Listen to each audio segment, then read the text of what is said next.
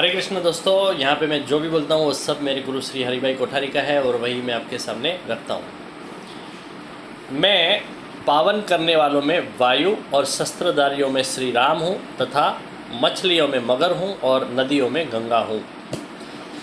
हरे कृष्ण दोस्तों, मैं दीपेंद्र हीरावानी, मेरी YouTube channel Dipendra Hirawani life time daily sharing and songs में आपका हार्दिक स्वागत करता हूँ। और आज का शेयरिंग सेशन है 670 और आज का टॉपिक है गीता अध्याय 10 श्लोक 31। पवन पवतामस्मि रामशस्त्रभृतामहं जसाणां मकरश्चास्मि स्रोतसामस्मि जाह्नवी। पवित्र करने वालों में पवन ये प्रभु की विभूति है। वायु सतत बहता है लेकिन दिखता नहीं है, केवल स्पर्श से अनुभव होता है। रूप रहित स्पर्शवान वायु। चैतन्य भी अव्यक्त रह के ही कार्य करता है। जीवात्मा वायु रूप है। जब तक जीवात्मा सूक्ष्म शरीर है तब तक ही ये देह पवित्र है। गंध के द्वारा वायु ही गंदगी का हमें ख्याल देता है और इसके लिए ही हम उसे दूर कर सकते हैं। प्रभु ने यहाँ पे परोक्ष रूप से हनुमान को याद किया है, फिर तुरंत ही राम को विभूति गिनाई है। हनुमान और राम दोनों एक दूसरे का महिमा बढ़ाते हैं। शस्त्रधारियों में राम ये विभूति है। राम शस्त्रधारी है। शक्ति के बगैर मनुष्य सत्व शून्य और नामर्द बन जाता है। शस्त्र के पीछे शास्त्र का विवेक होना चाहिए। राम मर्यादा पुरुषोत्तम है। उन्होंने पारिवारिक, नैतिक, सामाजिक, राजकीय किसी भी मर्यादाओं का उल्लंघन नहीं किया है। राम ने एक पत्नी व्रत का आदर्श समाज के सामने रखा। राजधर्म का पालन करते वक्त उन्होंने वैयक्तिक स्वार्थ को कभी भी महत्व नहीं दिया। प्रजा को प्रसन्न रखना यही राजा के लिए सर्वोपरि धर्म है। कर्तव्य की भावना से कर्तव्य को भावना से ज़्यादा उन्होंने हमेशा महत्व का गिना है।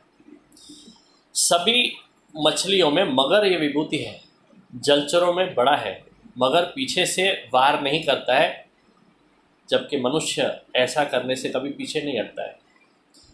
जीवन की समी शाम को मेरे जख्मों की यादी देखी, बहुत कम पन्ने देख सका, बहुत अंगत अंगत नाम थे।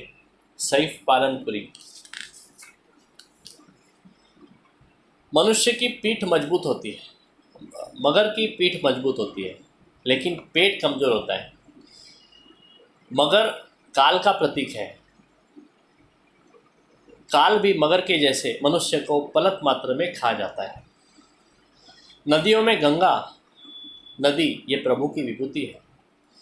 गंगा विष्णु के चरण कमल से प्रकट हुई, शिवजी के मस्तक पर रखी गई और जटा में से बाहर निकली। सागर पुत्रों को पावन करने के लिए भागीरथ ने तपस्या की और गंगा को स्वर्ग पे से पृथ्वी पे उतारा। इसके लिए ये भागीरथी कहलाई। मार्ग में जहनु ऋषि उसे पी गए और फिर कान में से बाहर निकाला, इसके लिए वो जाह्नवी कहलाई। हम केवल उपयोग की दृष्टि से नहीं लेकिन भाव दृष्टि से गंगा को माँ के हिसाब से देखते हैं। गंगे मात की जय। कल के श्लोक का पारायण करके रखेंगे। सर्गाणा मादिरन्तश्च मध्यम चैव हम अर्जुन अध्यात्म विद्या विद्यानां वाद प्रवदतामहं वसुदेवसुतं देवं कौसुचाणूरमर्दनं देवकी परमानन्दं कृष्णं वन्दे जगद्गुरुं। गुरुर्ब्रह्मा गुरुर्विष्णु गुरुर्देवो महेश्वरः गुरुर्साक्षात् परब्रह्म तस्मै श्री गुरुवे नमः। दोस्तों, ये वीडियो आपको अच्छा लगा तो ज़रूर उसे लाइक, कमेंट एंड शेयर करें और मेरी YouTube channel Dipendra Hirawani life time daily sharing and songs को अभी तक आपने सब्सक्राइब नहीं किया है तो अब भी सब्सक्राइब करें और रोज़ ऐसा अच्छा और ज़रूरी सुनते रहे। Thank you very much. Good night. Hare Krishna.